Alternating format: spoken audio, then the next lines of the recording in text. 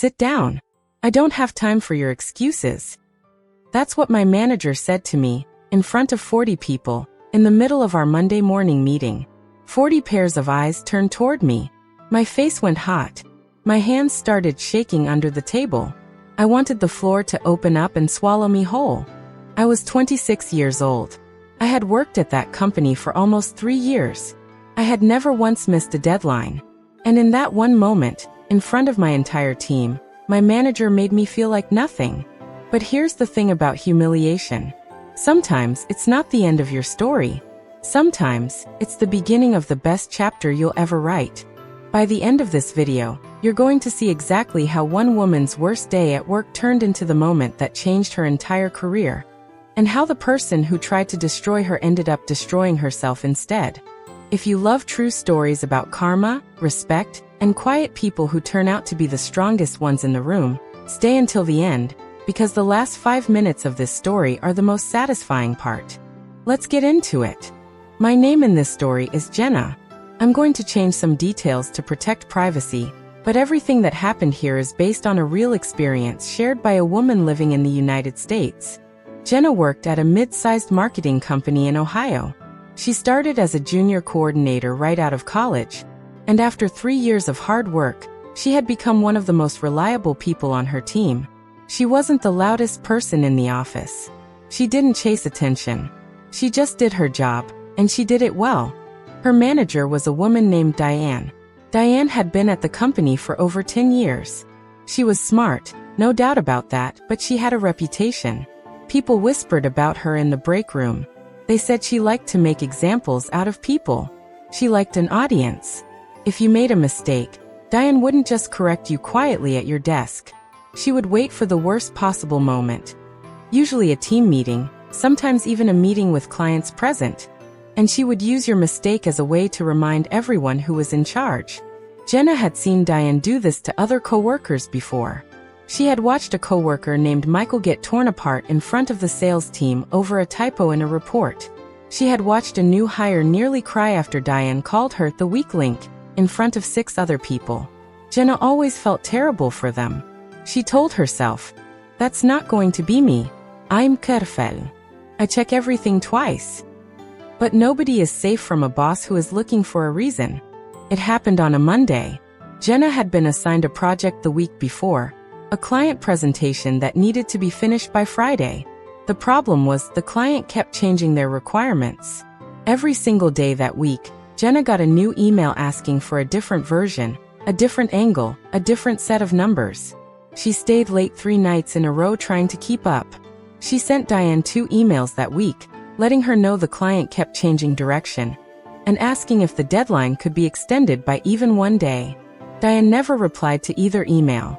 On Friday afternoon, Jenna submitted the presentation with the most updated information she had. It wasn't perfect. How could it be, with the client changing things every single day? But it was solid work done under real pressure. Monday morning came.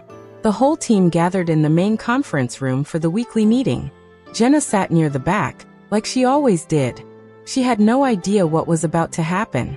Diane opened her laptop, pulled up Jenna's presentation on the big screen, and said, loud enough for the entire room to hear, "I want everyone to look at this. This is what happens when someone doesn't take their job seriously." Jenna's stomach dropped. Diane went slide by slide, picking apart small details. Details that had changed because of the client's last-minute requests. Details Diane had been told about in writing and had ignored. She didn't mention Jenna's 2 emails. She didn't mention the late nights. She made it sound like Jenna had simply been lazy and careless. Then came the line that Jenna would never forget. "Sit down. I don't have time for your excuses." Jenna hadn't even said anything. She had barely opened her mouth to explain about the client's changes before Diane cut her off in front of everyone. The room went silent. A few coworkers looked down at their laptops, too uncomfortable to make eye contact. Someone coughed. Jenna felt her cheeks burn. She nodded, said okay, and sat there for the rest of the meeting with her heart pounding, replaying the moment over and over in her head. That night, she went home and cried in her car before she even walked into her apartment. Not because she thought she had done anything wrong, but because she had been humiliated in front of people she worked with every single day, for a mistake that wasn't even hers. Now before we go further into what Jenna did next, let's talk about why this story matters, and why so many people watching this right now have felt exactly what Jenna felt. Workplace humiliation is one of the most common, and most damaging, experiences people go through in their careers. Psychologists who study workplace behavior call this kind of manager a public shamer. It's a leadership style built on fear instead of respect. And here's the strange part. Many people who lead this way don't actually think they're doing anything wrong. They believe that embarrassing someone in public will motivate them to do better. In reality, it does the opposite. It destroys trust. It destroys morale. And most importantly, it destroys the relationship between an employee and the place they work. Studies on workplace culture consistently show the same pattern. Employees who are publicly criticized don't become more productive. They become more anxious, more disengaged, and far more likely to quietly start looking for another job. Public humiliation doesn't build stronger teams. It builds silence. It builds resentment. And most of the time, it builds an exit plan. That's exactly what happened with Jenna, though not in the way Diane expected. See, the mistake managers like Diane make is this.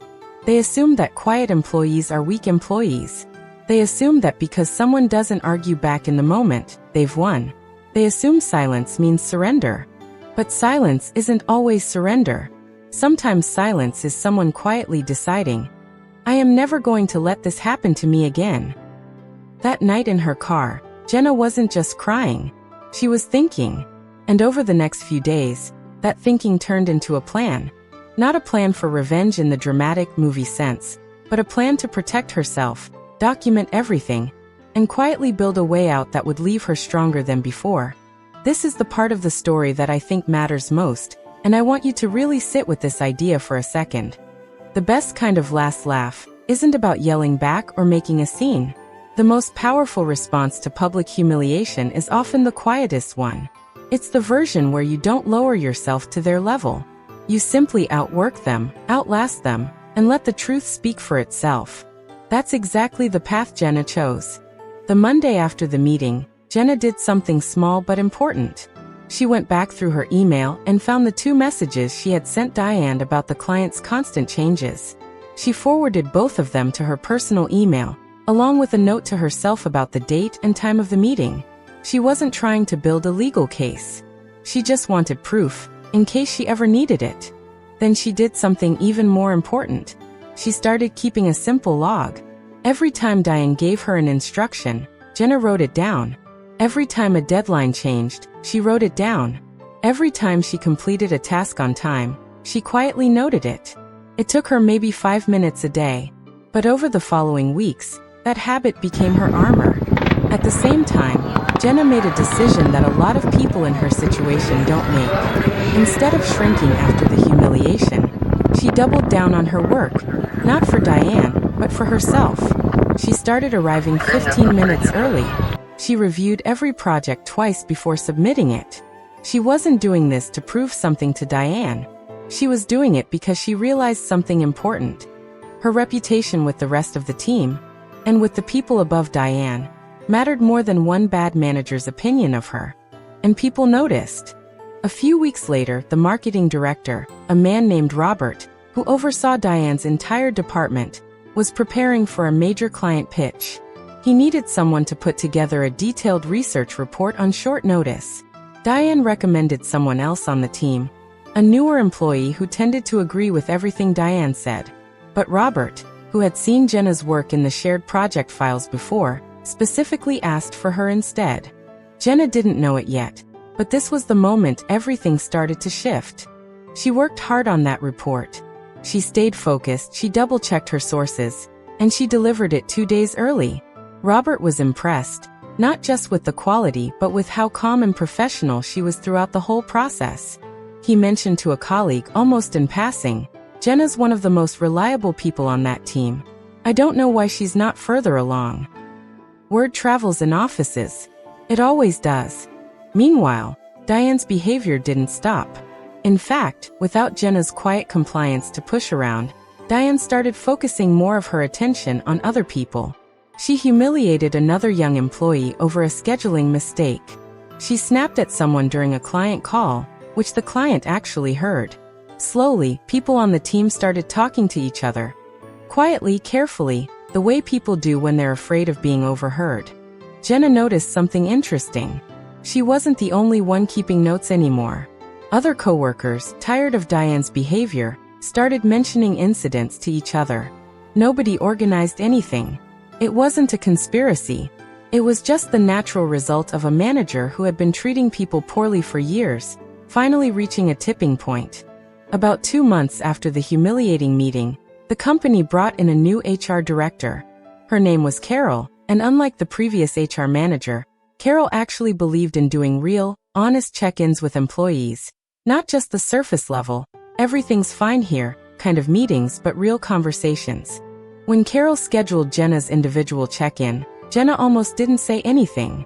Old habits are hard to break, and part of her still felt like speaking up would make things worse. But she remembered that night in her car. She remembered thinking, I am never going to let this happen to me again. And so, calmly, professionally, without exaggeration or anger, Jenna described what had happened in that meeting. She mentioned the 2 emails she had sent Diane before the deadline. She didn't cry. She didn't raise her voice. She simply laid out the facts, the same way she had been documenting them for weeks. Carol listened carefully and asked a few quiet questions. Then she asked something Jenna didn't expect. Has this happened before? To you or to anyone else you know of? Jenna paused. She thought about Michael and the typo incident. She thought about the new hire who almost cried in the break room. She said honestly, I believe so. I've seen it happen to other people too.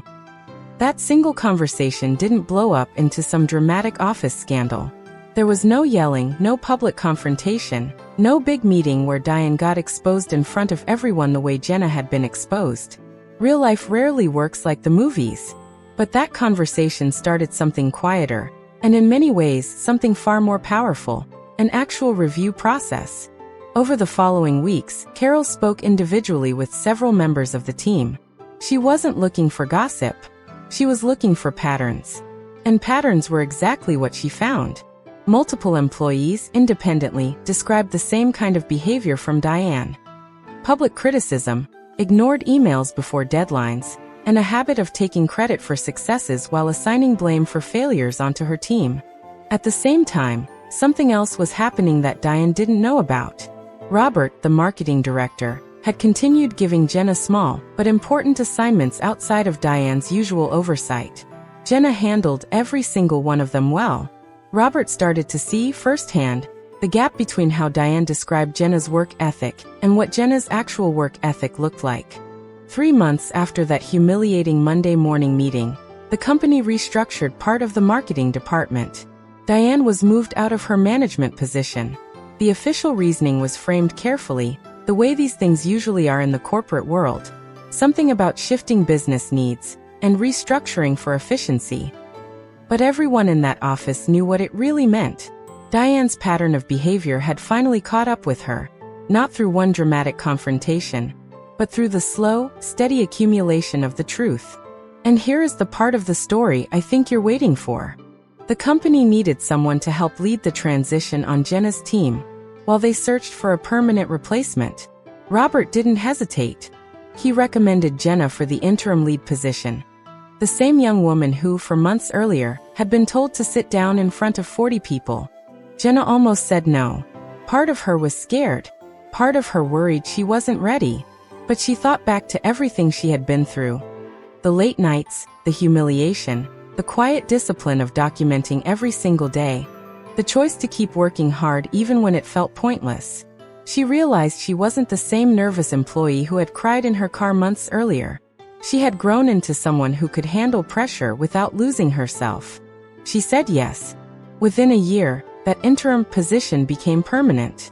Jenna became the manager of the very team she had once been humiliated in front of. And true to who she was, she led completely differently than Diane ever had. When someone on her team made a mistake, she pulled them aside privately. She asked questions instead of assigning blame. She protected her team from unfair pressure, the same kind of pressure she had once faced alone. As for Diane, she eventually left the company altogether. Word got around, the way it always does in professional circles, that her reputation followed her. She struggled to find another leadership role at the same level she once had. Jenna never gossiped about it. She never brought it up in meetings.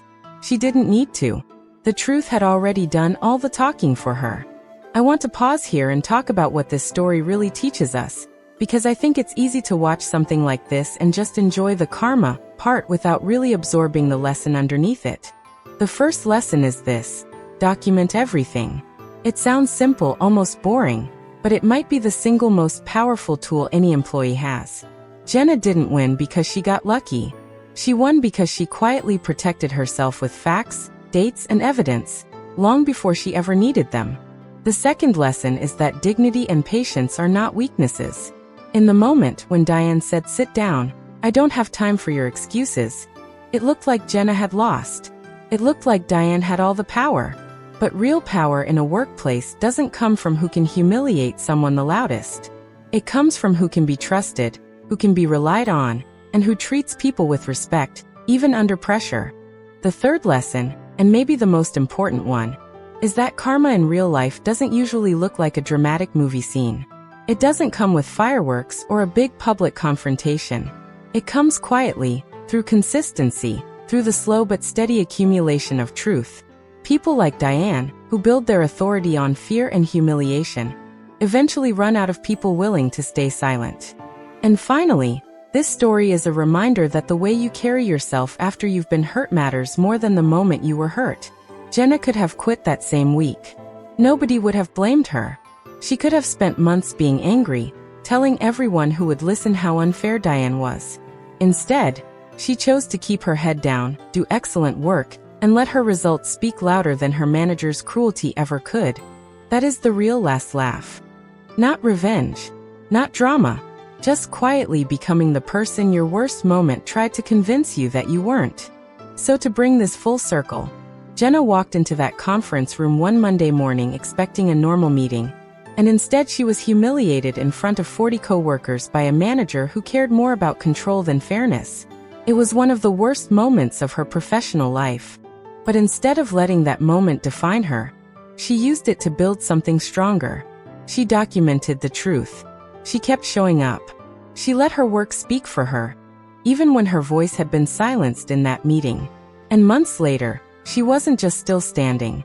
She was leading the very team that once watched her get humiliated. Diane, on the other hand, learned the hard way that a leadership style built on fear doesn't last. Eventually, the truth always finds its way to the surface. So here's what this story really comes down to, in simple words. Someone humiliated her in public, but she never let that moment control her future. She stayed patient, she stayed honest, and she let her work do the talking.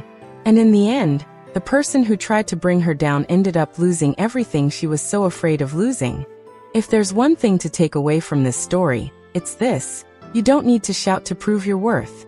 Sometimes the quietest people, the ones who just keep showing up and doing their best, end up writing the most powerful comeback stories of all. If this story moved you, or if you've ever been through something similar at your own job, I'd love to hear about it in the comments below. Your story might be exactly what someone else watching needs to hear today. And if you enjoyed this video, don't forget to subscribe for more real-life stories just like this one. New stories drop every week, and I promise you don't want to miss the next one. Thank you so much for watching, and I'll see you in the next video.